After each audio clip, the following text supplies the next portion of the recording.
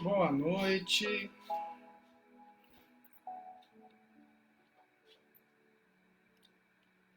Isso, Simone. Deve ser a Simone aqui, né, Simone?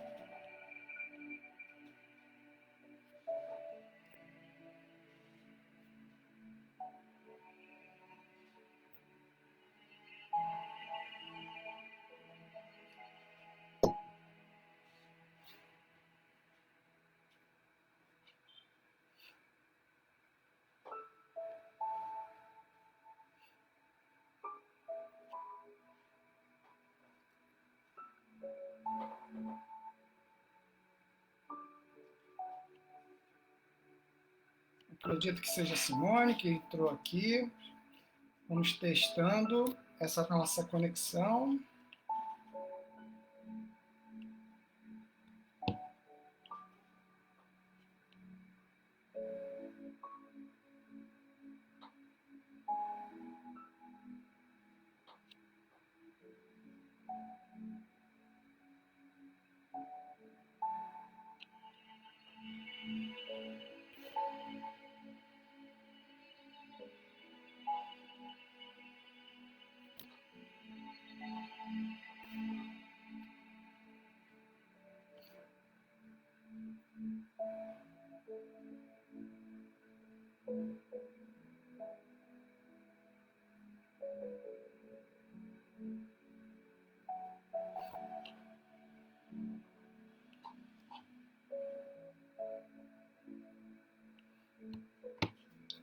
Boa noite, Bela.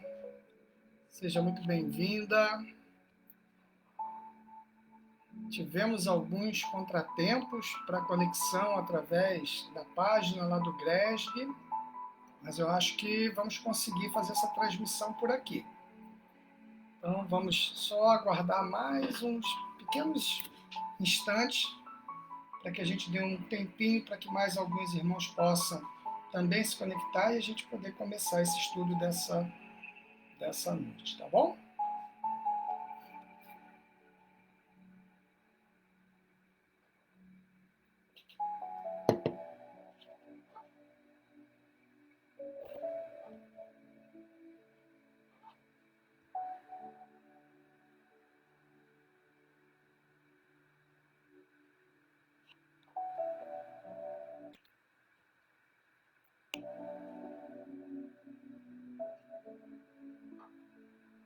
Boa noite, Marco Aurélio, seja muito bem-vindo, meu irmão.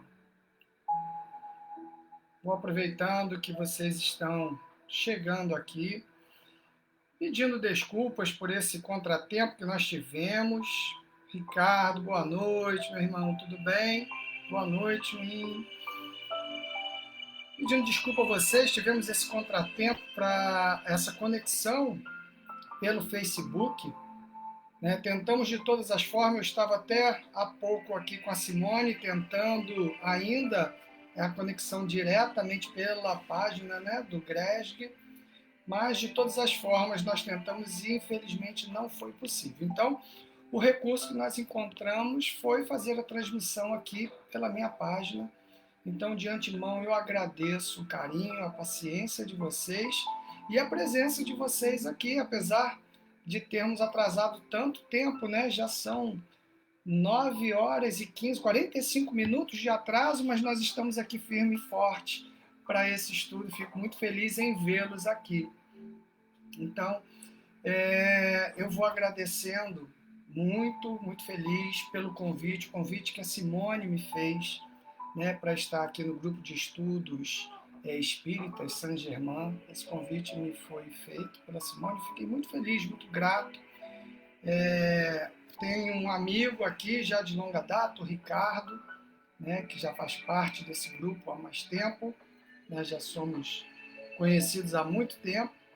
Então, fico muito convite por essa oportunidade de estarmos reunidos aqui numa terça-feira à noite, com o intuito, né, de podermos estudar mais esse tema tão importante, né, da codificação. A codificação nos traz temas tão importantes para a nossa vida, para o nosso processo evolutivo, né, para o nosso processo de evolução espiritual. Né, e é tão importante a gente ter momentos como esse.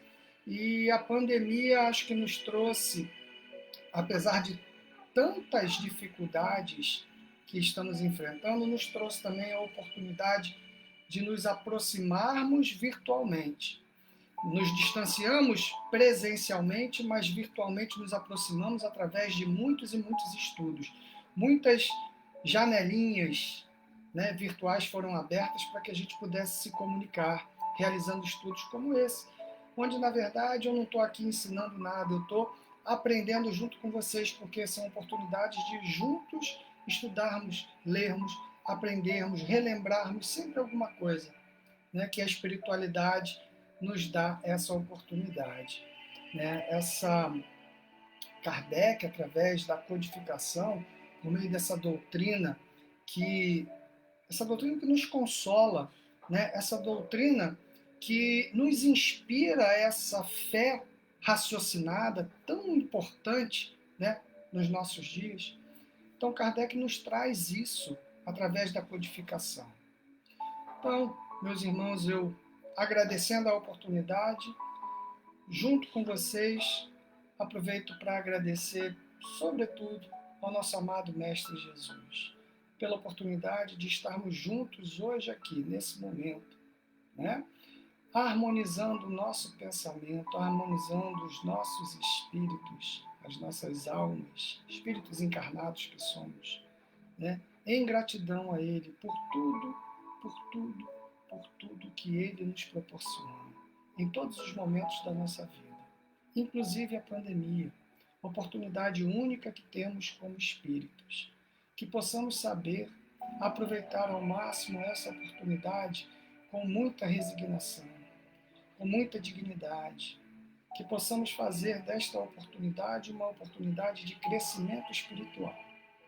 Agradecemos a espiritualidade amiga que nos auxilia, que nos inspira, que está sempre ao nosso lado, principalmente quando nos colocamos de boa vontade para realizar qualquer trabalho que engrandece, que fala sobre o Cristo, principalmente sobre esse evangelho de amor, de luz e de caridade que ele veio pessoalmente, nos trouxe e nos deixou. Então é com esse pensamento, meus irmãos, que nós podemos juntos iniciar mais esse trabalho, né, essa noite aqui. Fico muito feliz, agradeço a todos e mais uma vez desculpem por esse contratempo. Mas vamos aproveitar o tempo que temos para que a gente possa juntos tirarmos proveito desse tempinho que estamos aqui. Deixa eu só aproveitar e ver quem é que está junto conosco aqui. Eu já falei até com o Ricardo, Bela Bernardes, boa noite, Rodrigo, Mariane, Antonieta. Bom, meus irmãos, talvez outros irmãos estejam aqui, talvez não tenham colocado no comentário, mas sintam-se todos fraternalmente abraçados e muito bem-vindos. Estou me sentindo em casa, hein? Parece até só abusado, né? Aí, Ricardo. Bom, meus irmãos, vamos começar esse estudo de hoje. E eu gostaria de começar, na verdade, até repetindo algumas perguntas que são muito comuns e que a gente acaba escutando até com muita frequência, né? A gente ouve muito isso e entre nós, né, homens, espíritos encarnados que somos todos nós, né? Isso é muito comum. Perguntas comuns tais como, por exemplo, qual é o nosso destino de homens, né, de espíritos, né, que somos, quando nós desencarnamos, quando nós deixamos o corpo físico. Quantas pessoas, inclusive espíritas, como nós, fazem essa pergunta porque não têm uma fé consolidada, uma fé raciocinada e consolidada, né, na pluralidade das existências, né, na própria reencarnação. Que dirá então daqueles que não acreditam, não entendem, não compreendem, né, a própria reencarnação. Ou então, quando se falam, ou quando questionam, na verdade, sobre o medo que tem da morte. Né? Que muitos de nós, inclusive, tornam a dizer espíritas, também têm. Na verdade, quantos nós que professamos, que estamos dentro da doutrina espírita, que estudamos, quando estamos diante, né, do desencarne, relutamos, temos medo. Porque, afinal, até entre nós, espíritas, existem essas dúvidas. E é natural. Por quê? Porque nós estamos dentro de um processo de aperfeiçoamento. Então, se nós estamos aqui neste mundo de provas e expiações, é porque necessitamos desse processo de desenvolvimento.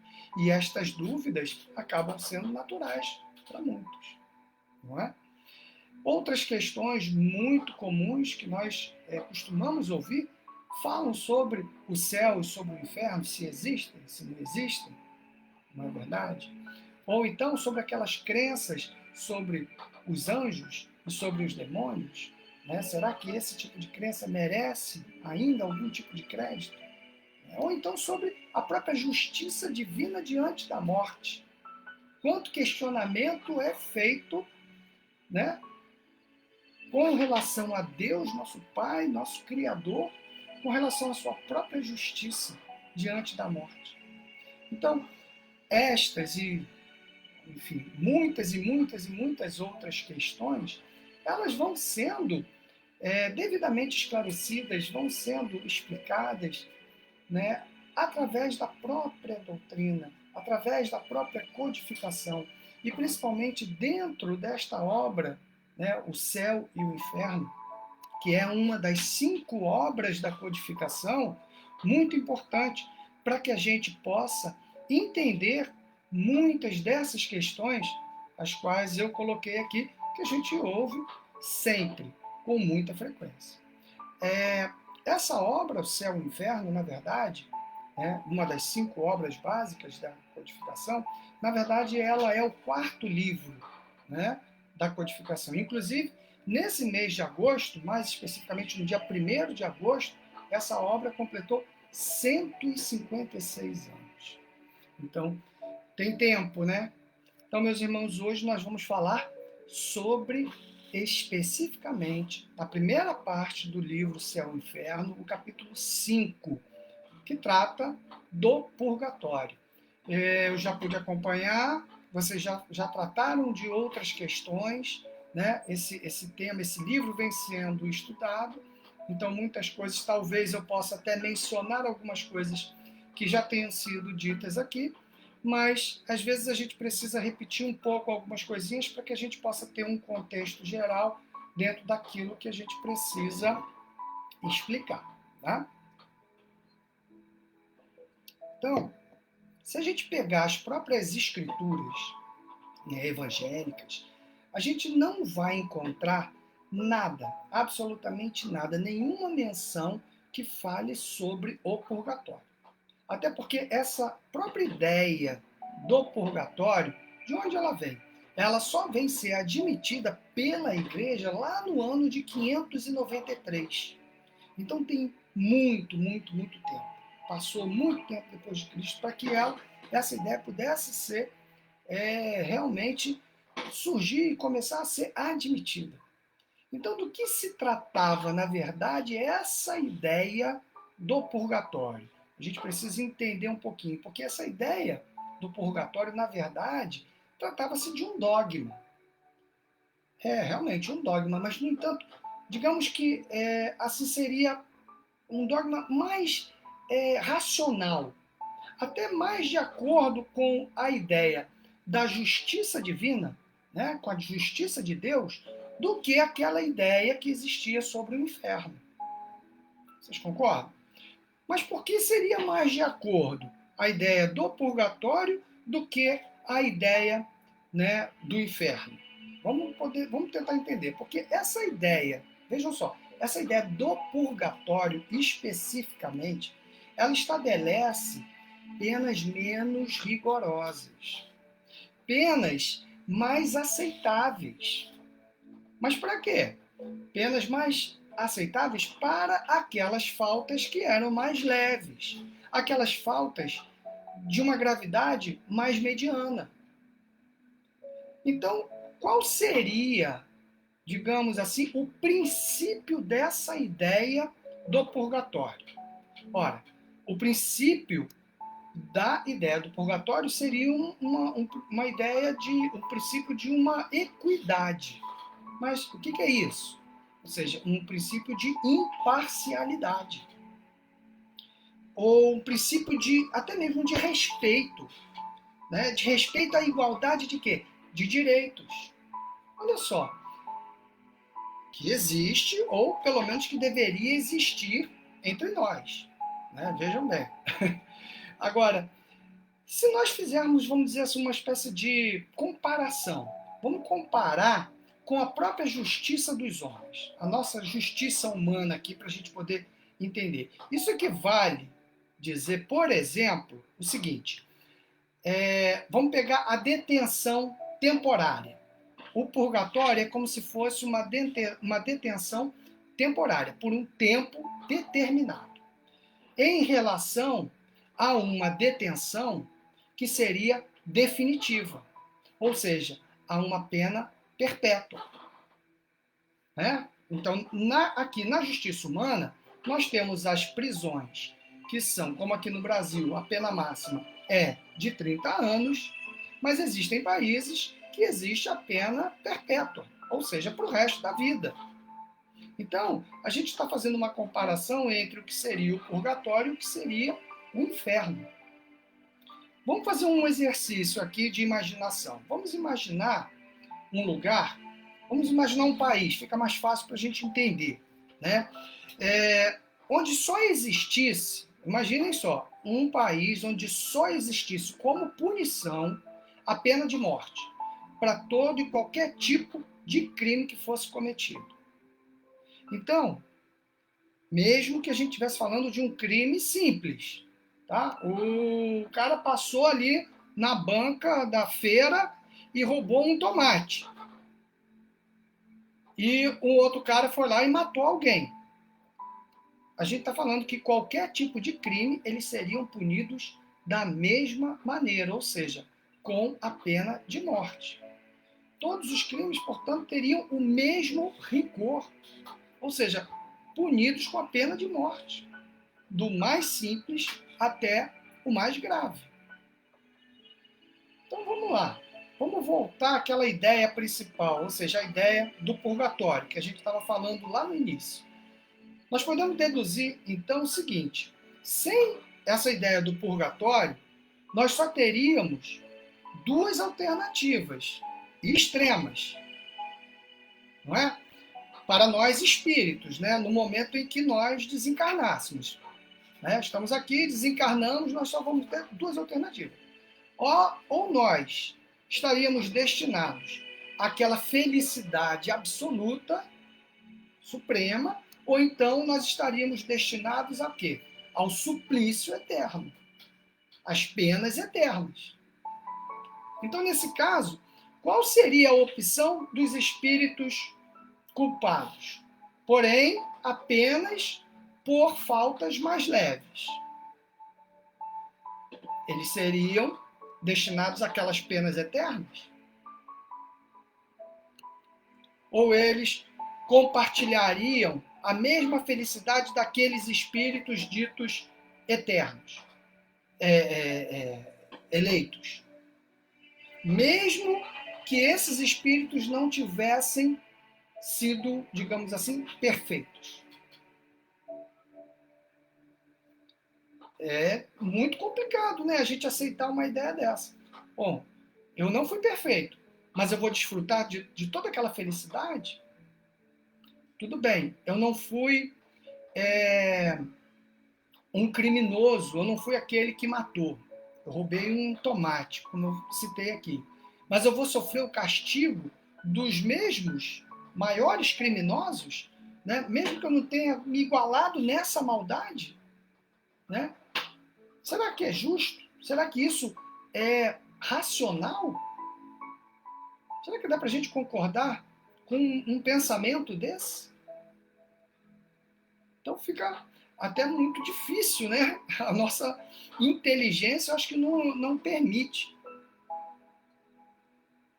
Mas essa noção do purgatório, do próprio purgatório, ela teria de ser necessariamente o quê? Incompleta. Por quê? Porque só conhecendo o suplício, os sofrimentos do fogo, né, aquele sofrimento mais ardente, que procuraram diminuir o purgatório, né, numa ideia, digamos assim, atenuada do próprio inferno. Vocês compreendem? Mas isso quer dizer o que para a gente? As almas, veja só, as almas elas ainda queimam. As almas elas ainda sofrem. Porém, elas vão sofrer de uma maneira menos intensa. Né? Essa dor vai ser menor. Então, não sendo compatível o progresso, veja só, o progresso com o dogma das penas eternas, as almas elas não poderiam sair do purgatório através do seu próprio adiantamento. Mas assim, pela virtude, como que elas iam sair? Apenas pela virtude das preces que se faziam por elas, né? Ou que se mandavam fazer por essas almas, ou seja, por esses espíritos, a intenção dessas almas. A ideia inicial do purgatório, a ideia ela foi boa, mas o que vem em consequência dessa ideia, não. Mas aí vamos perguntar, mas por quê? Por que não? Em razão de quê que essa ideia acabou não sendo boa, acabou não funcionando. Ora, em razão dos abusos que acabaram surgindo em função disso, dessa ideia, que acabaram se tornando, né, fonte. Ah, mas que tipo de abuso eram esses? Aquela famosa ideia das preces pagas. O purgatório, na verdade, ou a ideia do purgatório, acabou se transformando numa mina de dinheiro, até muito mais produtiva do que a própria ideia do inferno. O que a gente precisa entender disso tudo é o seguinte: essa ideia do purgatório, na verdade, e a falha disso tudo acabou dando origem ao quê? A um comércio, né, de indulgências. Acabou dando origem a um comércio de quê? Do perdão, um comércio de tolerâncias. Então, na verdade, o que se vendia com isso? Se vendia a promessa de entrada no céu. Daí começa, né, essa história que a gente vê até hoje, infelizmente, e muitas outras crenças. Inclusive, Kardec, ele menciona, de certa forma, que esse abuso acabou sendo a causa de quê? Dessa primeira reforma que aconteceu. Foi por conta desse abuso, né, gerado em função da questão das preces, da questão da ideia do purgatório, que Lutero acabou rejeitando a ideia do purgatório. Então, veja só, o erro da concepção da ideia do inferno, né, das penas eternas, acabou gerando a ideia de quê? Do purgatório. Mas a ideia do purgatório, por sua vez, acabou determinando a própria reformulação dessa teologia cristã, né, na tentativa de retornar ao quê? Aquele cristianismo primitivo. Foi isso que Lutero tentou fazer. E aí isso também nos mostra que a própria reforma protestante, ela abriu caminhos, ela preparou os caminhos para que posteriormente viesse o quê? O espiritismo. Com uma nova ideia e tentando trazer explicações, respostas para estas questões, para estas dúvidas. Então nunca ficou muito claro, né, onde seria, por exemplo, um lugar destinado ao purgatório. Nem muito menos que tipo de penas, né, seriam impostas nesse determinado lugar que também não se sabia onde ele ficava. Então é tudo assim muito vago. Então acabou ficando reservado,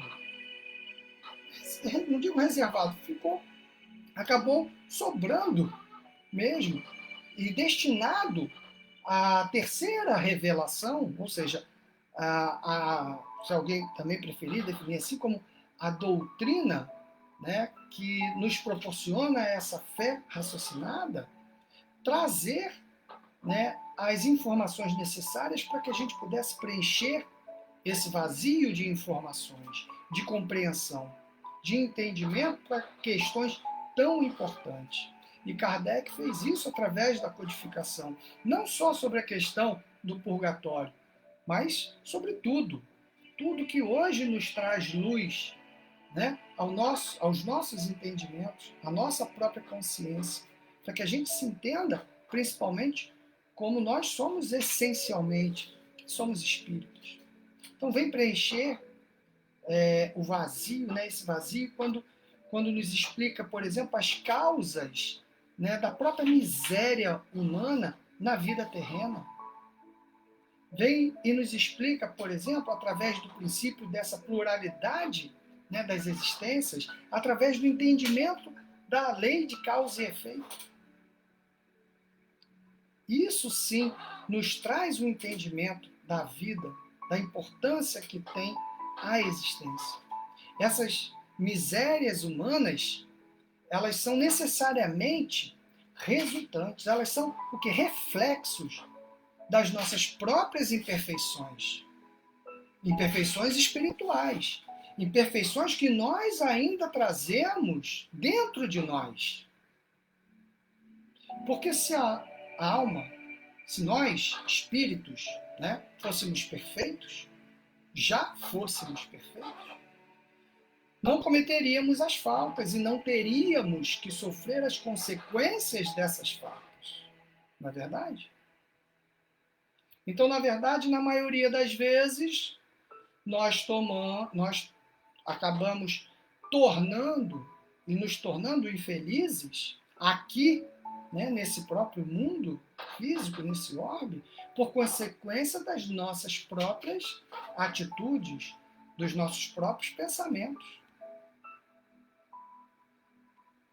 Mas as nossas imperfeições, elas já existiam antes, por exemplo, de encarnarmos aqui nessa existência, nessa atual existência que estamos aqui nesse plano físico, nesse momento, na verdade.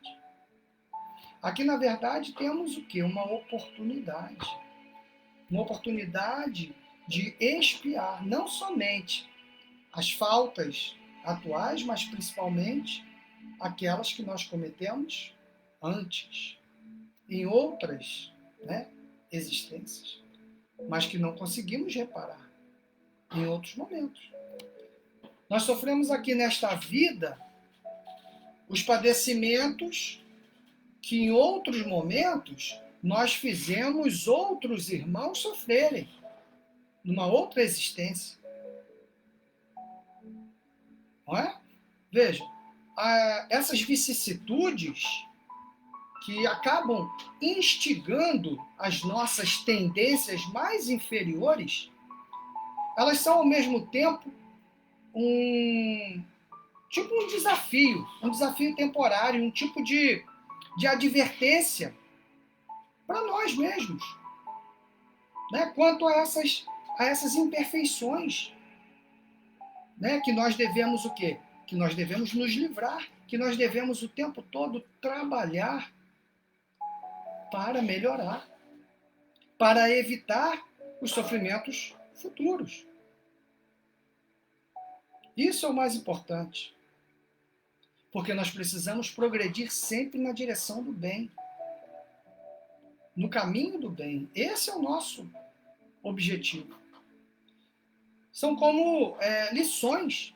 Às vezes essas lições acabam sendo até rudes, né? Mas mesmo elas sendo rudes, sendo duras, difíceis, mas elas acabam nos proporcionando as oportunidades que nós precisamos, né?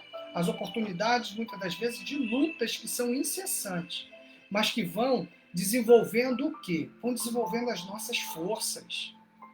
Elas vão desenvolvendo as nossas faculdades, as nossas faculdades morais, as nossas faculdades intelectuais.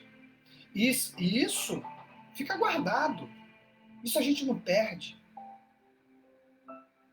Por quantas existências a gente tiver. Isso fica guardado porque isso é do Espírito, é isso que nós carregamos. Né? E vão nos fortalecendo cada vez mais espiritualmente. Vão fortificando a alma na prática do bem, que deve ser constante. Então, cada existência pela qual nós vamos passando é, na verdade, para nós, espíritos, o quê? Uma oportunidade de adiantamento. Um adiantamento espiritual, que nós precisamos ter essa consciência. Dependendo, é claro, apenas de cada um de nós, da nossa própria vontade, do nosso próprio esforço, do nosso próprio sacrifício. Se nós permanecermos no mesmo ponto, inertes, né, acomodados naquela nossa zona de conforto, nós permaneceremos sem evolução. Nós perderemos a oportunidade de progredir. E aí o que vai acontecer? Cedo ou tarde, nós teremos que recomeçar. Nós precisaremos retornar a esse plano físico, numa nova existência, a essas mesmas lutas, às vezes em condições até mais penosas, para retomar de onde nós paramos.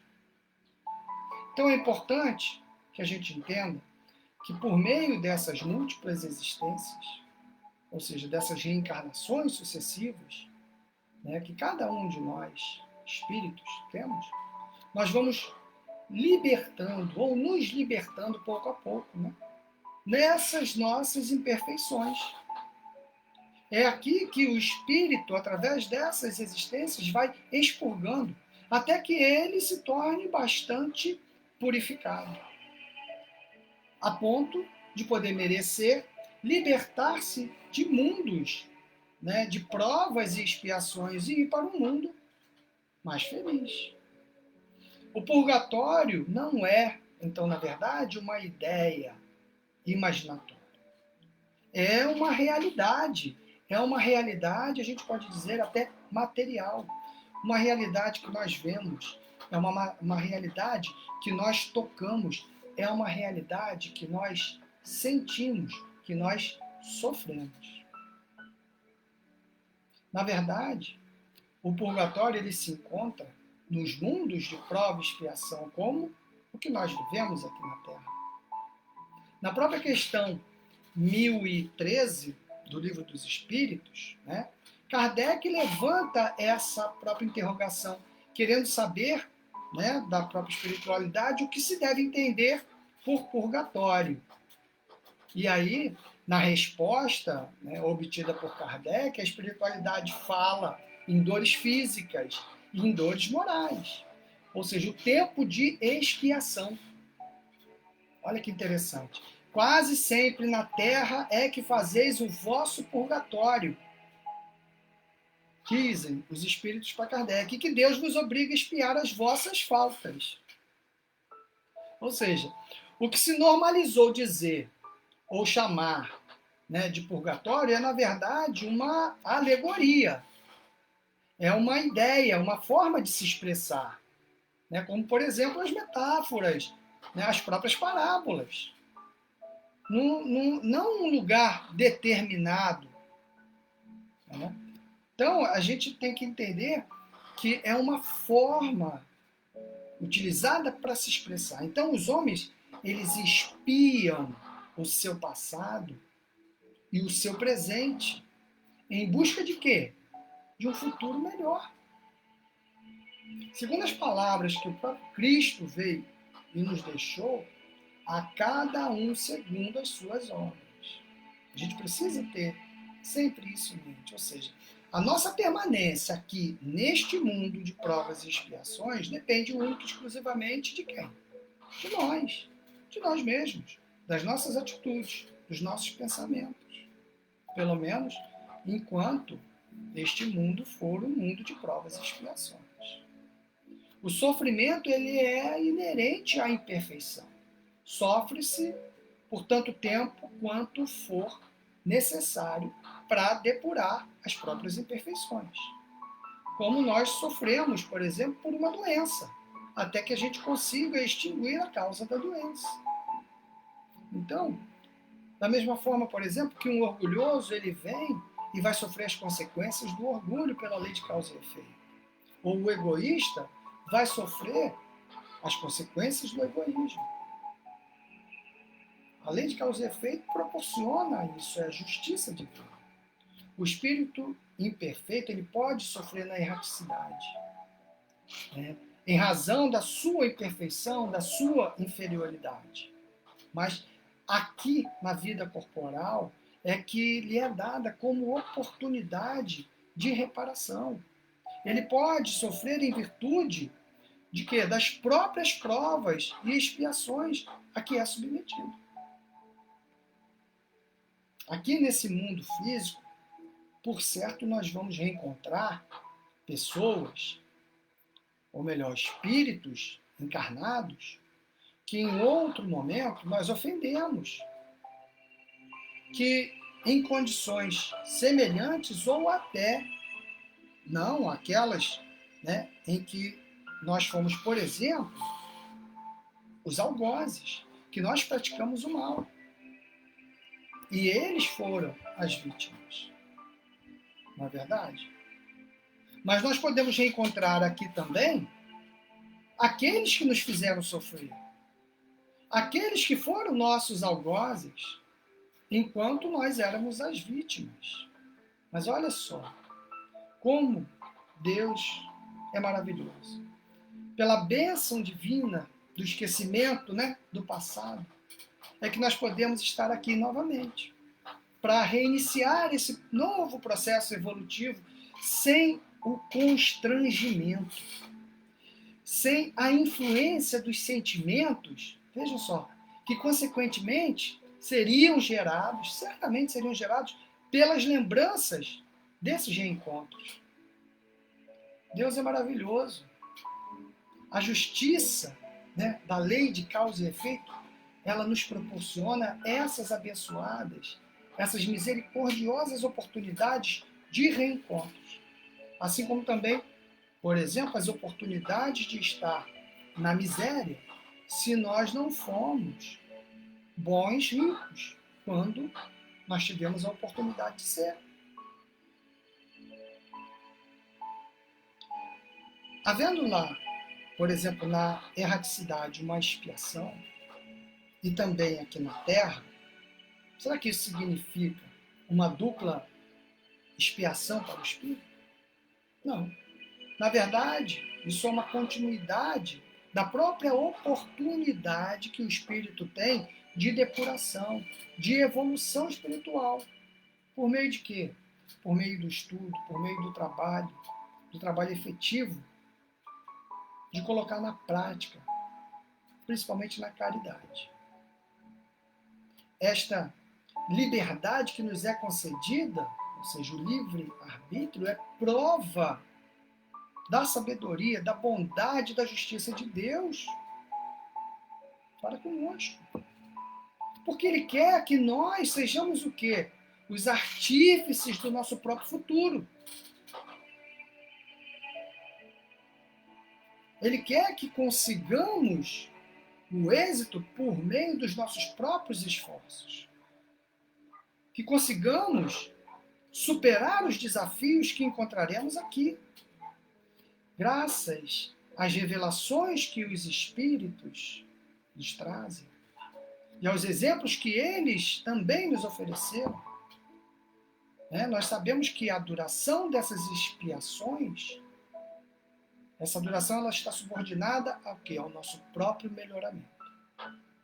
Afinal, ainda trazemos conosco, como eu falei, as imperfeições espirituais, que nós precisamos melhorar. Vejam, lá na quarta parte do livro dos Espíritos, onde a gente fala das esperanças e consolações, mais especificamente lá no capítulo 2, Penas e Gozos Futuros, as questões que vão de 1003 até 1009, elas tratam claramente disso. E olha que interessante, vou trazer aqui para vocês. Elas falam assim, olha só, Deus, deixa eu pegar aqui, Deus não age por capricho, tudo está submetido às leis universais, que se revelam pela sabedoria, pela bondade, pela justiça do Pai. O Espírito São Luís, respondendo à questão 1004, é que nos diz: a duração e a natureza de nossos sofrimentos dependem do tempo que gastaremos para nos melhorarmos. É isso. O Espiritismo, portanto, ele não vem negar a existência das penas futuras, não. Ele vem mostrar que realmente existem. Mas, na verdade, ele vem destruir aquelas ideias equivocadas. A ideia de um inferno localizado, de um inferno circunscrito, com suas fornalhas, com suas penas eternas. Isso sim, ele vem destruir. O Espiritismo ele não vem negar a ideia do purgatório. O Espiritismo vem, na verdade, nos mostrar que nós estamos nele, no mundo físico. Um mundo de provas e expiações. Isso sim é o purgatório. O Espiritismo não vem condenar as preces, que são feitas pelos mortos, por aqueles que desencarnaram. Mas sim, aquela ideia da prece paga lá. Porque os espíritos que desencarnam, principalmente os espíritos que sofrem, eles necessitam da prece, necessitam da oração. Todos nós necessitamos, todos nós somos necessitados, pois somos ainda espíritos em evolução. As preces, elas são atos de caridade, né? E a sua eficiência, ela é demonstrada pela própria condução desses espíritos que estão em sofrimento, né, ao caminho do bem, que vão abreviando muitas das vezes, dessa maneira, os seus próprios tormentos, o sofrimento. O espírito auxilia, né, a reconduzir, o espiritismo, ele vai auxiliando a reconduzir esses espíritos incrédulos ao caminho da fé, principalmente da fé raciocinada. Ensina que a eficácia dessas preces depende muito mais do nosso sentimento, do nosso pensamento, de nossa vontade, do que das nossas palavras. Não adianta uma frase bonita, belas palavras. O que vale realmente é o nosso sentimento. A gratidão que nós sentimos, o agradecimento ao Pai por tudo que Ele nos proporciona. Ensina que as melhores preces são aquelas que partem verdadeiramente do nosso coração, e não aquelas que partem apenas dos nossos lábios. Então, seja onde for que venha a ocorrer, por exemplo, o processo de reparação de um mal feito, seja na vida espiritual, né, lá na erraticidade, seja aqui na Terra, né, no plano físico, em qualquer que seja a duração, o importante é que a gente entenda o seguinte, que sempre haverá um fim, um término para esse processo, para essa pena, para essa purgação.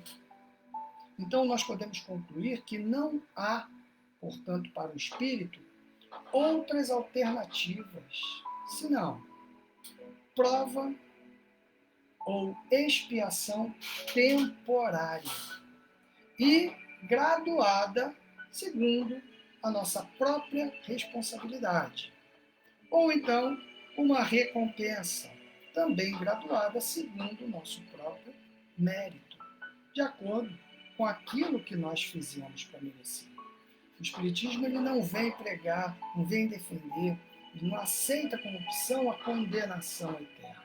É importante que entendamos isso, até porque quando refletimos, né, sobre a própria resposta dada pelo Espírito São Luís, né, lá na questão 1007 do Livro dos Espíritos, né, onde Kardec pergunta se, por exemplo, haverá espíritos que nunca se arrependem. São Luís é claro em nos dizer que há aqueles espíritos que se arrependem tardiamente, mas nunca se arrepender, não.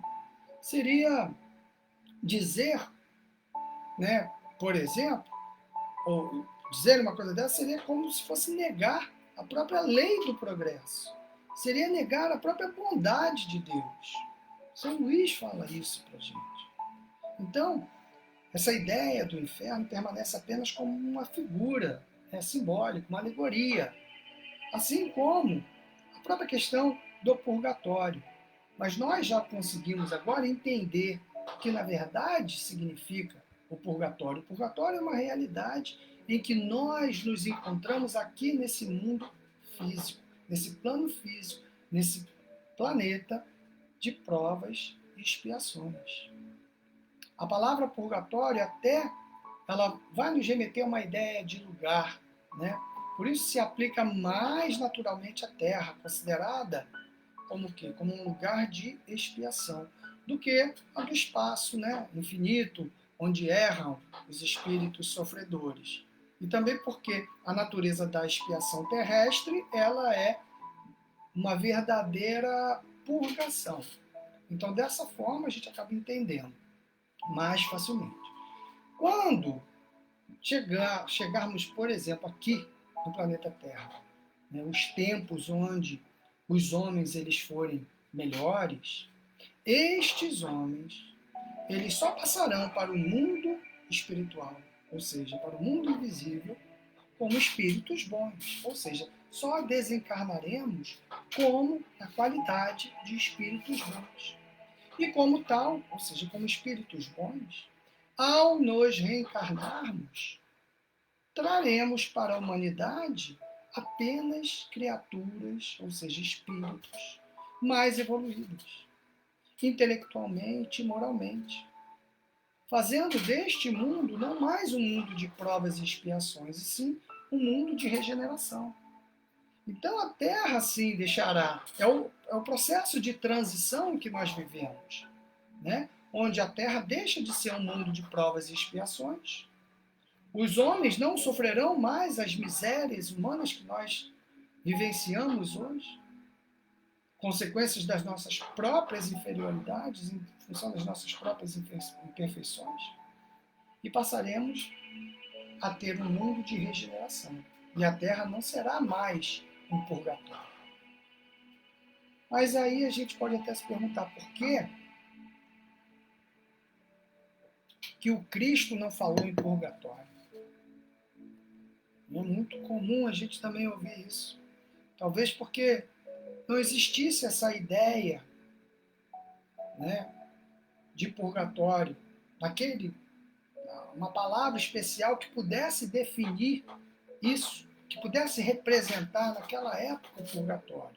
E aí Jesus vem e trata de outra forma, né? Porque talvez se ele tivesse usado algum termo que pudesse equivaler a isso, ao purgatório, né? Talvez não tivesse naquela época como explicar a verdadeira ideia do purgatório, como nós podemos entender hoje através da doutrina espírita, através do que a codificação pode nos trazer. O mundo, entender o mundo como um mundo de provas e expiações. Então, meus irmãos, é importante a gente ter, né, esse entendimento, ter esta oportunidade. Esse estudo ele nos permite, eu acho que, fazer muitas reflexões, tanto no que acaba nos dizendo respeito à própria ideia do céu, a ideia do inferno, né, como principalmente essa ideia do que o estudo tratou hoje, que é a ideia do purgatório. Né? Agora, mas acho que mais ainda, mais do que tudo isso, esse estudo ele nos permite fazer uma reflexão muito maior, muito mais profunda sobre o convite, né, que o Mestre Jesus ele nos faz a todo momento, né, sobre a importância que nós damos na vida, por exemplo, ao que tem valor material, ou seja, ao que é momentâneo, mas também ao que tem valor espiritual, ou seja, aquilo que é eterno. Os nossos pensamentos, as nossas atitudes, por meio do nosso próprio livre-arbítrio, isso sim, são totalmente responsáveis, mas são responsáveis pelas conexões, pelas afinidades vibratórias com as quais nós vamos nos ligando dia a dia. Não é verdade? Isso tem reflexo direto sobre a própria construção dos nossos valores, dos bons valores principalmente, assim como a desconstrução que nós precisamos fazer dos valores ruins que nós trazemos ao longo de muitas e muitas existências, que por sua vez serão diretamente responsáveis pelo quê? Pela construção ainda de muitos irmãos daquele céu interior que cada um de nós constrói, ou então do reforço que se dá àquela estrutura do nosso próprio inferno interior.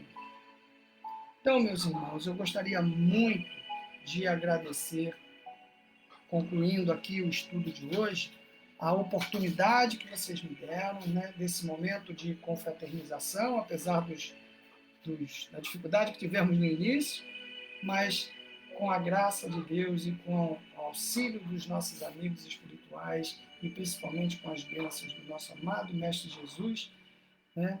Fico aqui o meu agradecimento, a minha gratidão, em primeiro lugar a Deus, nosso Pai misericordioso, nosso Criador, ao nosso amado Mestre Jesus, por esses momentos que podemos compartilhar nesta noite.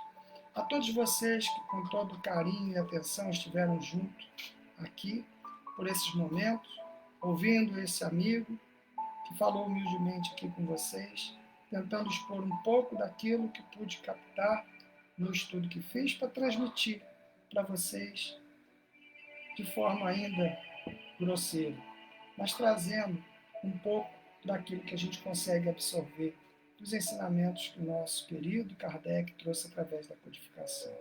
Espero que o amado Mestre Jesus possa abençoar cada um de vocês, onde quer que esteja, em seus lares, no trabalho, em qualquer lugar, hoje e sempre. Graças a Deus, graças a Deus, graças a Deus. Muito obrigado a todos vocês e, se Deus quiser, até uma próxima oportunidade. Fiquem com Deus. Até a próxima.